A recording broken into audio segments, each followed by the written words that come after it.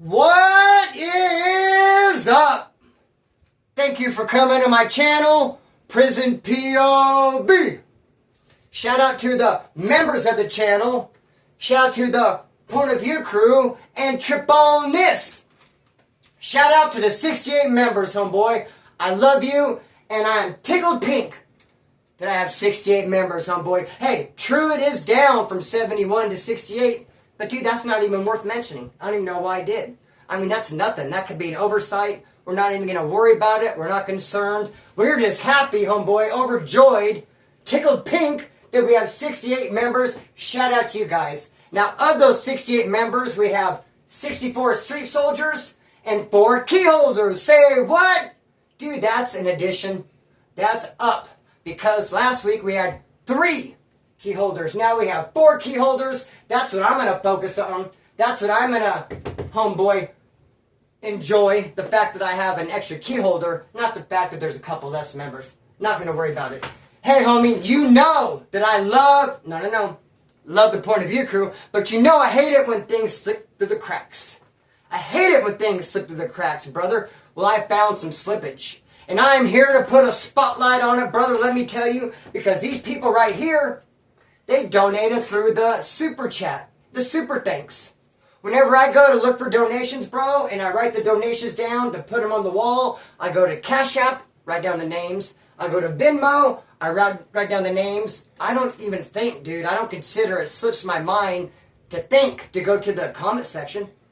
So, dude, slip through the crack. I apologize to these people. You slipped through the crack, brother. It'll never happen again. So, shout out to Nathan the B-Man, Riverlander, Deez, my good, or Dez, my good, I was thinking D's nuts. Shout out to Dez, homeboy, my good friend Ben Mac, ABSF, and Jaybird Fool. Shout out to you guys for the super thanks and the super chat. I apologize, you slipped through the cracks. Never happen again. Now, these people add themselves to the September Rockstar list. Brad the Bone, Larry, and Happy Gilmore.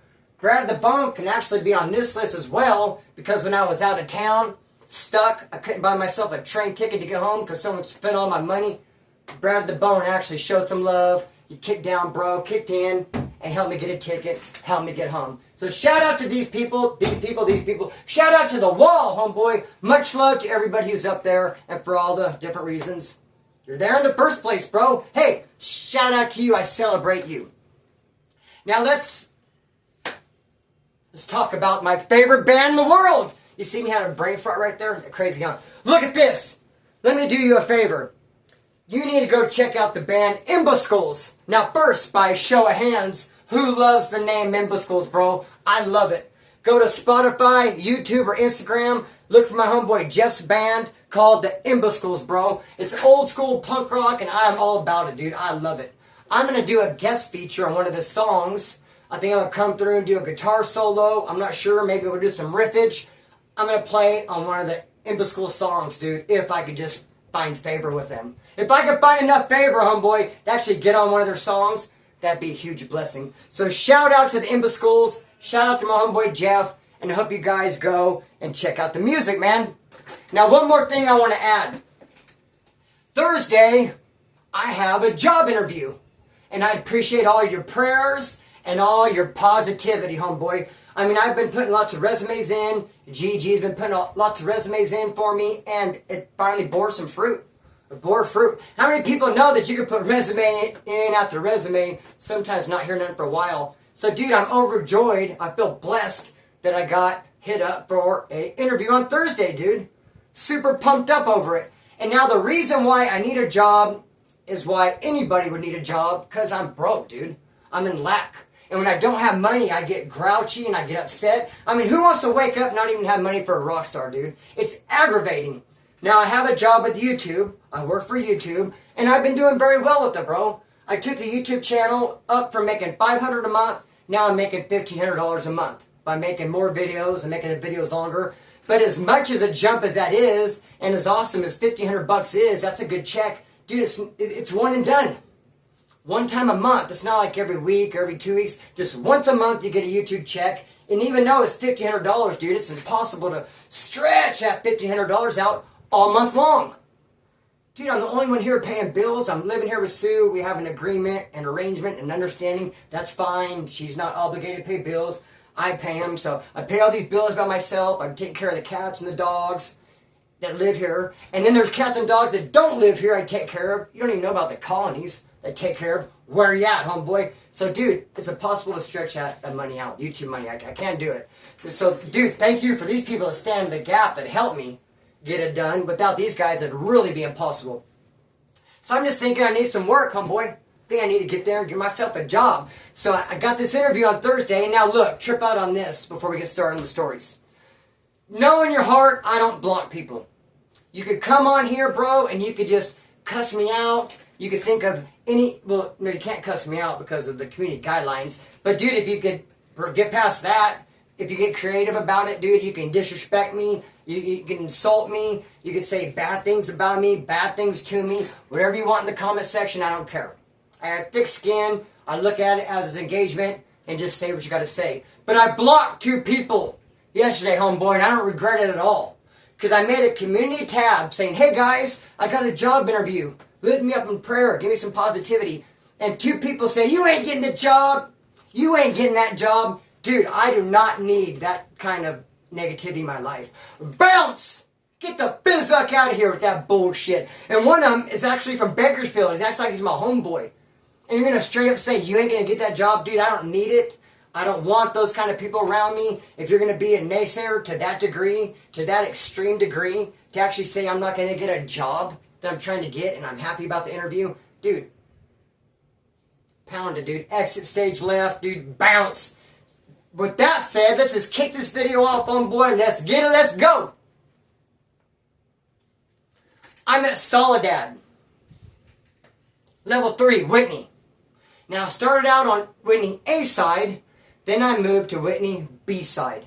We were on a year-long lockdown because the Woods and North Daniels got in a big riot. And so, bro, we sat in those cells for 10 months, dude.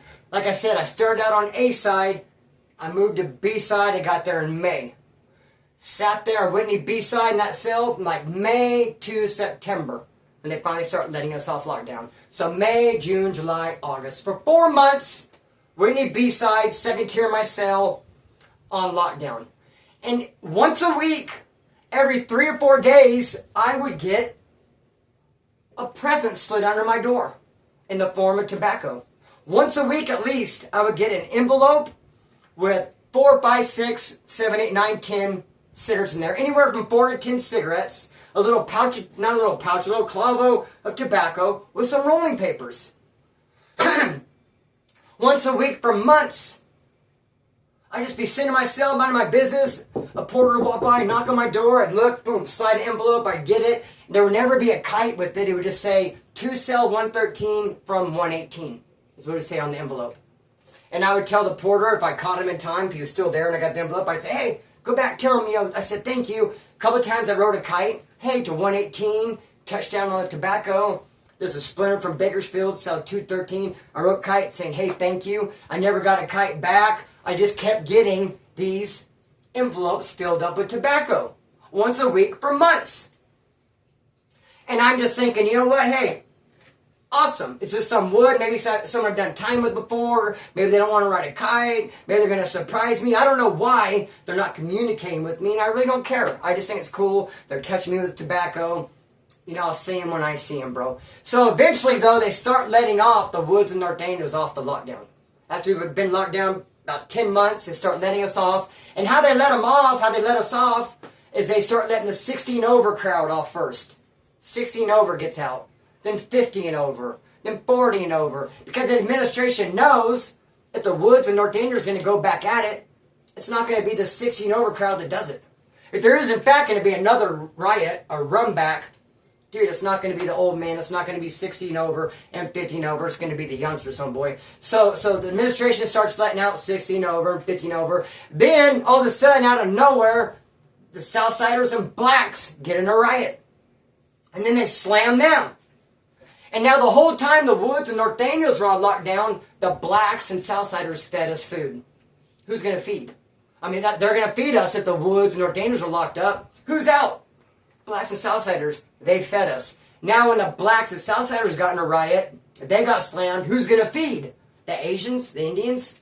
No, the Woods and Norteños, because what CDCR did, CDCR, the administration, bro, they just let us out a little bit earlier than anticipated. They already letting out the 16 over and the 15 over. Then when the blacks and Southsiders got off, bro, they let a bunch of us out to feed. And one night they cracked my door to serve dinner, bro, and as soon as I got out on the tier, I booked it, homie. I ran. Like, I rushed over to cell 118. I just couldn't wait to get over there to lay eyes on whoever this person is who's been kicking me down tobacco once a week for months.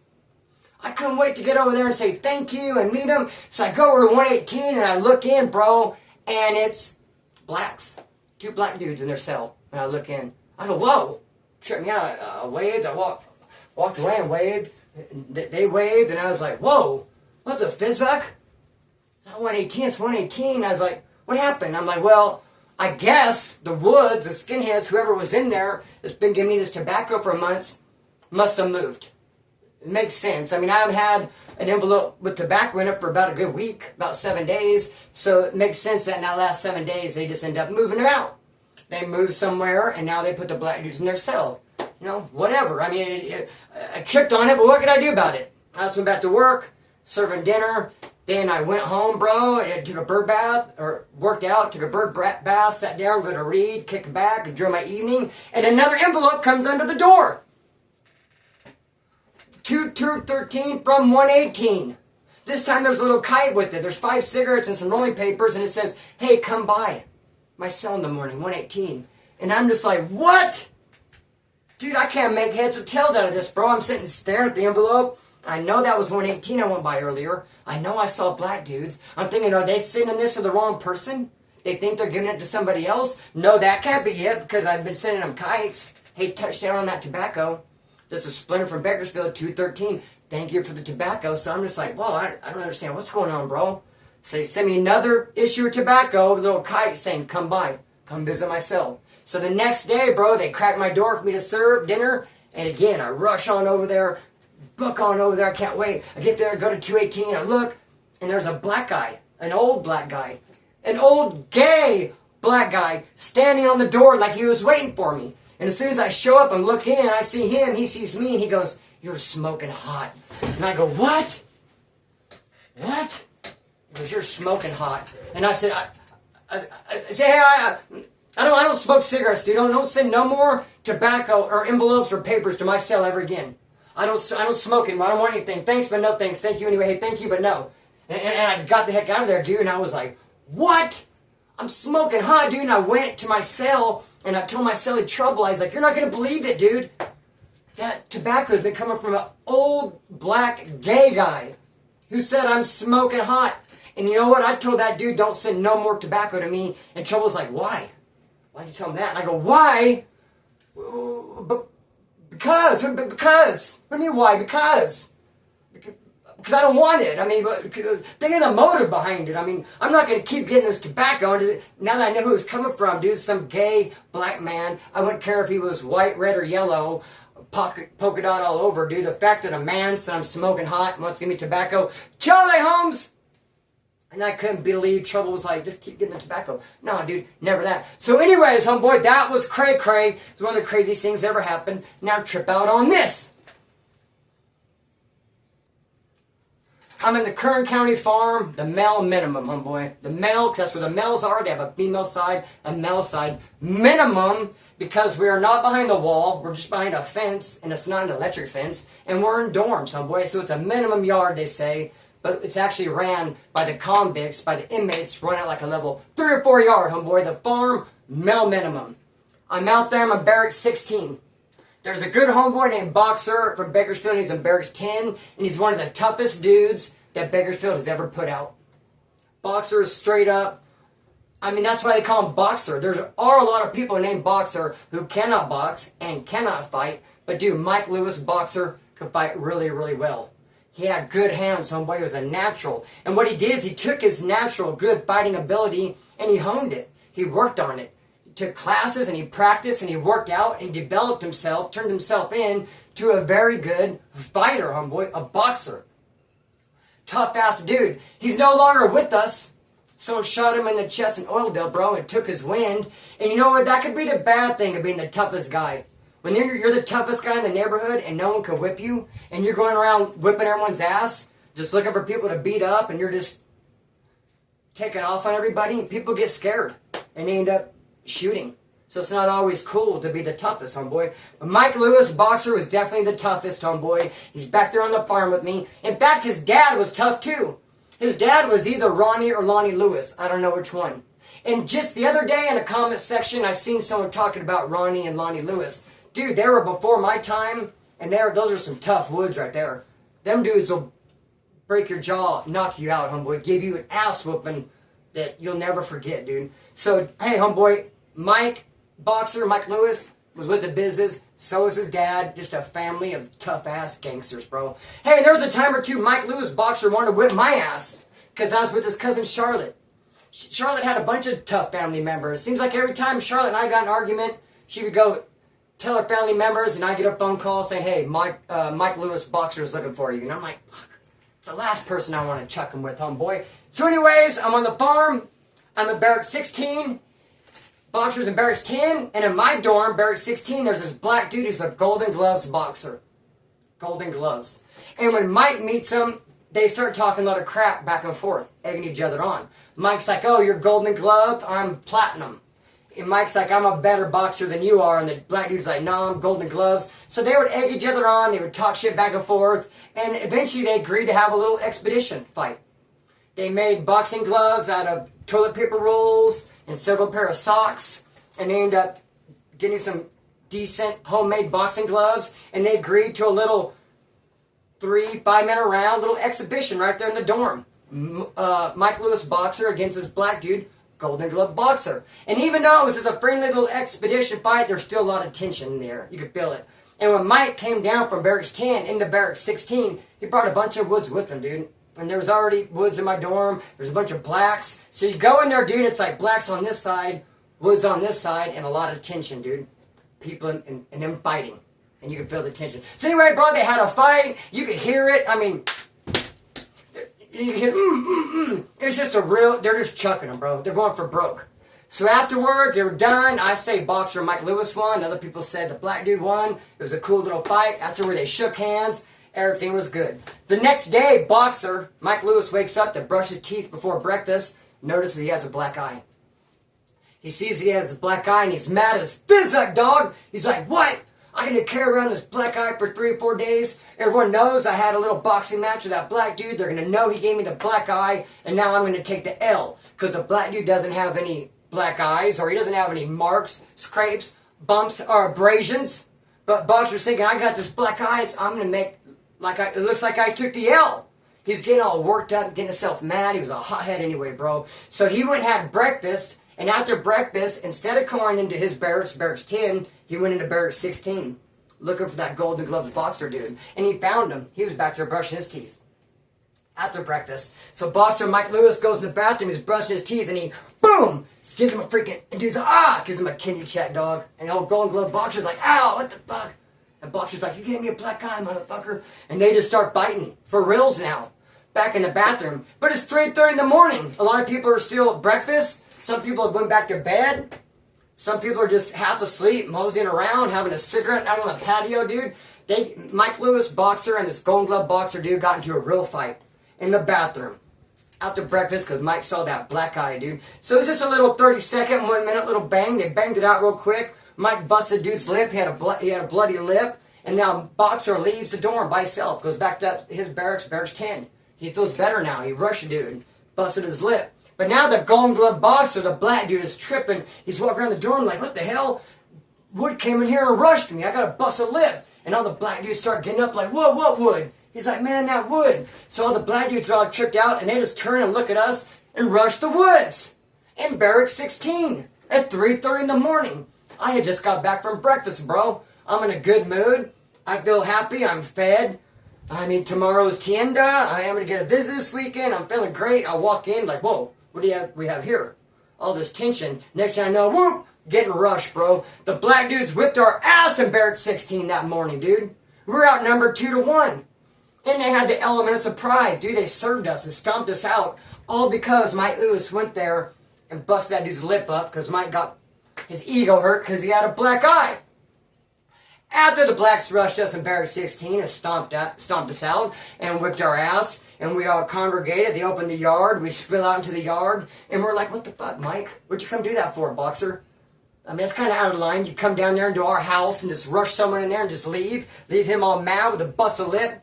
A lot of people think boxers should have got disciplined for that. But who's going to discipline boxer, homeboy? So trip on this. Same with this dude named Welder Mike. Welder Mike is from my neighborhood, Rex and Acres. I can't stand Welder Mike. He has a welding truck. He has a tan shirt, welding shirt. He even has the sideways hat, welding hat, dude. Everything, he's playing the part well, dude. He looks exactly like a welder. Problem is, that fool ain't burned rod for years. He's not using his cutting torch. He's not using his welding lens, homeboy. He just looks the part. He just has a welding truck with a welding shirt, and they call him Welder Mike, as in burn rod, for years. He's from my neighborhood. I don't like him. Dude, he's getting a little bit up there in age. You ever notice them dudes like 55, 60, start to get up there in age? They get a little bit loose with their mouth. They get a little bit shitty. They get a little bit disrespectful because they're thinking, nah, these 25, 30-year-old kids ain't going to push up on me. They're going to respect my age. They're going to realize I'm a little bit old, too old to be beaten up on. So I'm not going to have to answer for me being a smart ass or a little bit disrespectful. I'm not going to answer for my words. Some of these 55, 60, 65-year-old dudes start thinking when they get up there in age and they still want to run their mouth. That's how Welder Mike was, dude. Big mouth, talked a bunch of shit, but just never thought he'd have to fight. I mean, why would I have to fight? I'm 60. I'm Welder Mike. I couldn't stand him, dude. I go to the farm, male minimum. What do you know, dude? Welder Mike's in my barracks. Even though he's from my neighborhood, I know him from the streets. I don't spend any time with him. I never hang out with him because I don't like him. He's a dick. He talks a bunch of shit. He has an attitude, a chip on his shoulder. I'm like, fuck Welder Mike, bro. But he's a wood. He's from my neighborhood, so I have, that amount of love for him. One day, Welder Mike, I'm out in the front yard, the patio, I'm kicking back. They did school release. Everyone had went to school early that morning. People coming back from school. Welder Mike comes walking into our dorm, and he's like, man, I'm going to fight this black dude that I go to school with, but it's a one-on-one, no one get involved. And I'm like, what, Welder Mike? What do you mean, dude? He's like, I got into it with this black dude at school. I told him, you know what, fuck him. He can come find me at my barracks if he has a problem with it. He goes, I don't know if he's going to show up or not, but... And right as Welder Mike's saying that, I look, and I see like 8 black dudes. The biggest black dudes on the yard. In fact, the dude that Welder Mike got into an argument with is this big-ass buff black dude who's a quarterback at like Bakersfield College. Some big, buff, young, strong, powerful black dude ready to open up a can of whip ass. And you got old Welder Mike with his freaking shit talking out of the side of his neck. So anyways, dude, Welder Mike's like, oh, I'm going to fight this dude, but, it's a one-on-one. And here comes these 10 black dudes, like I said. They just, all 10 just went in our house, went straight in the bathroom. Then Mike goes in the bathroom. Then I follow Mike. There's only a couple of us white boys. So Mike goes into the bathroom. I give him respect for that. Squares off with this big-ass buff black dude. Black dude punches him. Sends Mike down on me. One punch, first punch, Mike hits the dirt. And he's in between the toilets. So then the quarterback dude gets on top of him and just tries doing a ground and pound. Not on my watch, homeboy. Never that. So I go to rush the black dude who's on top of Welder Mike. I mean, I got laser focus on him. I see him. He's raising his arm. He's punching down on Mike. So I go to rush at him, dude. But I don't see this black dude in the corner. And as he sees me rushing his homie, and I basically ran into a fist of what it was. I ran to get that dude, and boom! This dude right here just mollywopped me. Sent me flying back, bro. Then I was getting kicked in the head, and that was a bad one. Got freaking stomped out in that one as well. Thank you, Welder Mike. Now trip on this. Tell this story real quick. I'm going to let her rip. What story should I tell? Let me think. Okay. I didn't know what story. I had a couple, bro. I guess I'll save the other one for the next video. Trip on this, homeboy. I'm in Arizona. Eloy, Arizona. Level 3. We open the building up. We get there, bro, and we're on this side of the compound, but that side of the compound is not even done being built yet. I mean, when I went in my cell and I sat on the throne to take a dump, I was the first person to sit on it, dude. We were the first people in the chow hall. We broke it in. First bus to be there at that prison, bro. And like I said, the other half wasn't even done being built.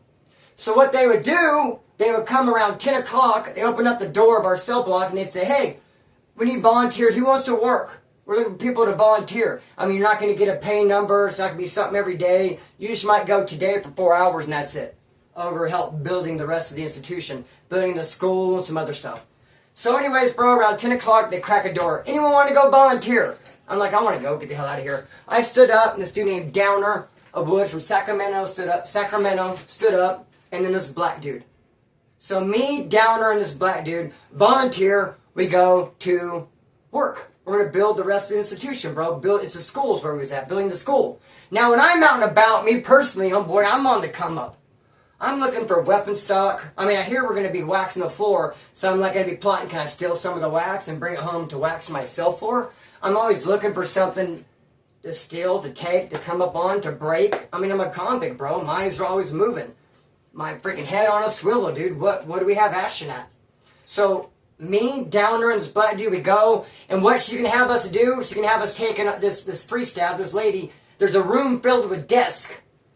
Floor to ceiling, all these desks. Some have to be put together still. Once let's take these desks and start putting them in these rooms that have already been done, the floor's been waxed. We're basically setting up the decor. So we start getting this desk. Now, Downer, I need to tell you about this dude. He is a straight hard timer.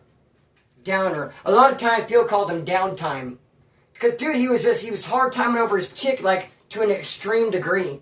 To where, dude, it's sad, because on one hand, he's a solid-ass wood. He's put in work. He has heart. He's buff. He's a good dude. But on the other hand, he's a straight bitch, dude. He has Kool-Aid pumping through his veins, because a woman will have that effect on a guy. A woman will take a straight gangster, dude, who has heart and balls, and turn him into a puss if all that gangster does is sit and miss his chick. I want to hear from her. I want to talk to her. I want to let her. I miss her. I want to visit. If you're spending all your time just stuck in your head, worried about your chick, thinking about your chick, dude, it's going to end up affecting you, dude. You're going to end up being a bitch. And you know what? Downer was almost there, bro. He ended up getting disciplined for how much he would just trip and obsess over his girl not writing him, dude. He hasn't had no letters, no phone calls. He's stressed out. All I could think about is his chick. It's like, snap out of it! Anyways, dude, so that's his story. He's you know what? He would be a badass, but he's a bitch because mentally his girlfriend punked him. Okay, so anyways, bro, we go to the school. She's asking us to take all these desks. So when we're taking the desks, though, we find all these phones. What? We find a bunch of phones, and there's phone jacks in these rooms, dude. So we take one of the phones. It has a line. We sneak it under our shirt. We go back where the desks are. We plug it in. Dial tone. Sure enough, it's working. Fizzuck, yeah, dude, we got phone action. You know Downer was all about that, homeboy, because he cannot call collect from the cell block. He hasn't talked to the lady for months. He's not getting letters. He, wants to talk to his chick bad. He wants to know where she is at and what is she doing. He just needs to know. So he gets his phone, dude. He's like shaking as he's plugging it in. He's so excited at the thought, the prospect of actually talking to his old lady. You know, and he gets a phone and he calls, and the black dude's already like, I got it next, he tells me. And I was like, go ahead. There's no one I even want to call right now anyway, dude. And the black guy's like, yeah, I need to talk to my old lady, too. The black guy was stressing it, but I didn't even know it. Because I don't know him, but I know Downer's stressed. Anyway, dude, Downer puts the phone in, plugs it in, puts it down, plugs it in, makes his call. Kids say answer. His old lady's mom answers. He's like, let me talk to, my lady. And the mom's like, you just missed her. She just went to the store. She'll be right back in 5 minutes. Downer's like, fuck, man. He hangs up the phone, and he's got a lock on the phone, dude. He is not letting go of it. He's looking at us like he's a rabid wolf and this like a deer hide. It's like all the food he has. He hasn't eaten for months. He's just like, and the black dude's like, what's up? Can I use the phone? Downer's like, no! I just called. I got through. They said she'll be back in 5 minutes. I'm going to call in 5 minutes. She's expecting me. Black dude's like, well, let me just use the phone real quick for 5 minutes while you're waiting. Downer's like, no! Because you'll be longer than 5 minutes, dude. And I don't want to have to say, get off. He's like, let me just hold it. Make this call at 4 minutes now. And you can have it after me. I'm not giving it up until I get through. So they're having a little bit of argument. And I'm just like, bro, I knew this is going to get ugly. Black dude's kind of getting aggravated and mad. Downer's getting aggravated and mad. They both want to talk to their chicks. And I'm just like, fuck, bro. Then I see the black dude take off. And I'm like, okay, great. He's like over it. he's going to start doing our job, taking the desk and bringing them in. So I go back to work too. I leave Downer sitting there with the phone. He's got a death grip on it. I go to grab some desks and just start going back to work. But then I see the black guy, he goes over to the desk guard, but then he starts fucking with the box of phones. His plan, he's going to get another phone. Says Downer has a headlock on that one and won't give it up for another 3 minutes now. The black guy's like, screw that, dude. There's several different places, phone jacks. Yeah, I'm just going to get a different phone, he's thinking. So he's over there messing with the phones, but he gets caught by the cop. The cop's like, hey, what are you doing? What are you messing with? He's like, oh, nothing. She's like, what are those, phones? Oh, no, leave those alone. I didn't tell you guys to mess with that. Leave those boxes. You're just supposed to be taking these desks. Have you guys messed with the phones? Where's that other guy at? Now she's tripping, dude. She's all alert. She could tell that we've been up to no good. The box of phones is open. She's like, whoa, what's going on? Where's the other guy? So I go back real quick. I tell Downer, dude, I had that phone. She's coming. So she comes. She found him. She's like, oh. She goes, I just want you three guys to go do something else. I feel like something weird's going on. Like, you guys are supposed to be taking in the desk. Then this guy's over here. And you guys are over here. And the box of phones is open. I don't want you guys taking the desk anymore and putting them together. I want you to just go wax these floors. So, all right, we go over to wax these freaking floors, bro. And as soon as we get in there, and she has to lock us in. So as soon as we get in there, she locks us in. I don't know why, but she locks us in, and we're supposed to start waxing the floors. Downer rushes that black dude. Rushes him, bro. Takes off on him. Dude falls down. He gets back up. They're chucking him. Downer whips his ass. Hands it to him. I got in there actually a couple times to try to break it up just for their own good. I mean, they don't need to be fighting over this stupid phone shit. The free staff hears, opens the door, comes in, catches the tail end of the fight. Whoa, what are you guys doing? Like, we're doing nothing. She's like, no, I'm taking you guys back. Taking you guys back. No, I thought they were going to keep fighting in front of the free staff. I really don't know why. Especially the black dude. I was really thinking the black dude's going to take off under escort when we were walking back to the building. Because Downer whipped his ass, dude. It broke him off. Black dude was trying to fight back. He couldn't get like a footing. And then the chick caught us for the second time. Something ain't right. She's taking us back. So as soon as we get back, I go to who I need to go to and say, hey, Downer got into a one-on-one with the black dude there. People start saying, Splinter, why was it a one-on-one? Why didn't you help him? He didn't need help. Trust and believe, if Downer was getting his ass whipped, it would have been a two-on-one. I would have jumped in. But dude, why would I jump in if he's winning? It's stupid. I'm unneeded, bro. Look, maybe I'm a little bit different in this. I have no problem giving a black dude a head-up fade. Done it several times. If I'm in county jail, bro, or prison, and a black dude wants to fight me one-on-one, I'm not going to say, no. No one-on-ones. It's going to be all, dude, I'll give a black dude head-up fade. I think men should fight head-up if they want to fight, bro. I know some prison gangs don't allow it, and that's fine and dandy. Anyway, we get back to the cell block. I say, hey, Downer whipped this dude's ass. Now the blacks had that guy over in the corner. What's going on? At first he tried saying he got jumped, and I was like, don't even go there, you big fat mouth liar. You know damn good and well you didn't get jumped. Then finally he's like, all right, that Downer dude, beat my ass. And I don't know why, but the blacks ended up jumping that guy. I don't know if he lost the fight. I don't know why. I don't know if it's because he got everything fronted off with the phone. I mean, we had good phone action. Then when the black dude went to go take another one, everything got fronted off. Downer never was able to make that other phone call. And that ate a hole in his brain, bro. Oh my goodness gracious, you don't want to be around Downer because he's going to want to talk to you about, oh my gosh, what do you think happened to my old lady? She was supposed to call back in 5 minutes. Dude, it was just a head fuck for him. Be that as it may, homeboy, we're way past the 30-minute mark. That's fine. Hey, better too long than not long enough. That's what she said. I'm going to cut the string and let it fly. Peace.